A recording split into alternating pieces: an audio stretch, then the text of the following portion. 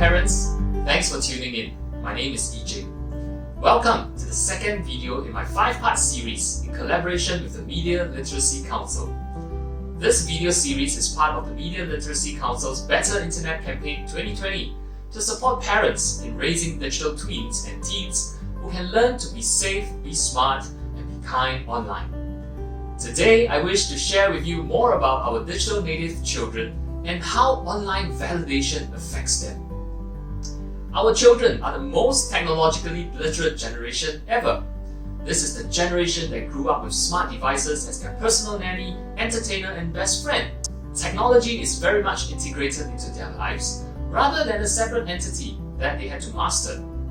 Despite the changes brought along by technology, our children go through the journey of forming their unique identity, seeking approval and validation just like the other generations before it.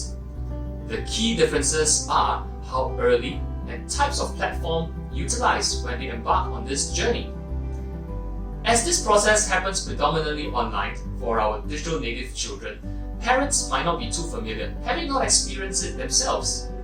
Thus, it is important for parents to have conversation with their children to better understand their needs. Now, think about it. Having to engage in such conversations seem pretty difficult. But not to worry. In today's video, I want to share with us 3 conversation tips for parents to approach this topic of online social validation with their digitally savvy children tactfully and confidently. So let's begin! As a parent, I find myself so used to telling and teaching my child what not to do, what to do, that I forget that my little boy is slowly growing up. Even as our children grow, I'm reminded that as a parent, I also need to grow. We cannot forever be telling our children what to do. So for the first conversation tip, I want us to be interested. Be interested to listen to what our digital tweens and teens are excited about. Parents can use the funneling approach where they start by asking the child broad questions instead of going into specifics with the child immediately, because this might make the child anxious as he might interpret it as parents trying to find fault with them. So why not try this instead? Hey, what's trending on TikTok right now? Or any cool functions in Instagram to recommend? Subsequently, when you observe that the child is more comfortable in sharing, you can slowly zoom into specific questions regarding the child's online habits. For example, hey, which Instagram functions do you use most often now? Could you share more with me? Using the funneling approach with discretion as a handy tool to open conversations with our children. What's more important is letting our children know that we as parents are also interested in what they are excited about and that we are not just demanding information from them. Every child desires to be heard. Have you given your children their dedicated airtime today? Be interested to listen. Conversation tip number 2. Parents, I guarantee that if you apply tip number 1 well and be very interested and listen to your children, you will be surprised at how much they open up to share. At this stage, it will be critical to apply conversation tip number 2. Be empathetic, don't judge.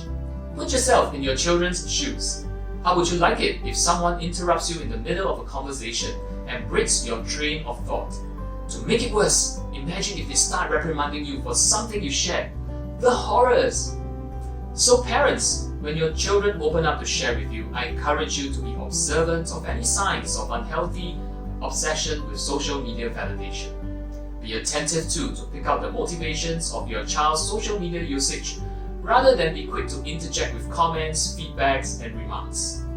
By being observant and attentive, we can better show care and concern to our children as we educate them on the issues of social media validation. A suggestion for parents to try out could be to recreate experiences that meets the needs of the child. For example, if social media engagements affirm your teenager, you can come up with fun gatherings and invite your child to organize or host the event. Recreating such experiences require efforts from parents to be intentional in having empathetic and non-judgmental conversations with the child, which closely ties in with our third conversation tip. Our third conversation tip is to affirm. Renowned researcher Dr. John Gottman found that negative experiences where the words or emotions needed to be balanced with positive experiences for a relationship to be successful. The magic ratio he found was 5:1. This means that it takes 5 positive interactions to overcome any 1 negative interaction. Negative interactions happen in healthy relationships too, but they are quickly repaired and replaced with affirmation and validation. I encourage parents to be intentional and consistent to affirm your child's strengths, positive attitudes, and behaviors. Parents, when you affirm your child regularly, it signals that who they are as a person is more valuable than online likes alone. Compared to us parents, our children have access to even more advanced technologies at a young age. Instead of traditional baby toys, our children grew up playing with digital toys and devices. This is a very unique generation that is most comfortable with technology interferences, or should I say technology integration in their day-to-day living. From the digital front, there are numerous digital distractions from screens they face and multiple digital accounts to manage. Concurrently, there are traditional issues such as peer pressure, independence, and identity developments that every growing child will battle with. The convergence of traditional physiological, psychological developments and digital advancement brings a new set of stress and challenges for our digital tweens and teens.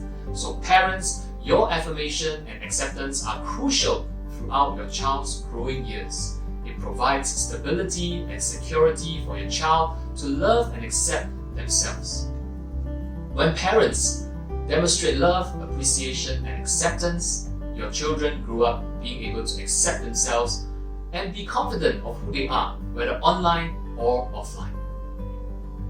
So there you have it. 3 conversation tips for parents to approach this topic of online social validation with their digitally savvy children. I hope you find these tips beneficial, and if you have any other helpful suggestions, do share them in the comments section. For more information about the Media Literacy Council's Better Internet campaign, as well as helpful digital parenting resources, do check out their Facebook page. I will also be placing links to these resources in the description box below. So thumbs up if you like this video, and feel free to share it with your friends too. In the meantime, take care everyone, stay safe and stay healthy. I'll see you in the next video.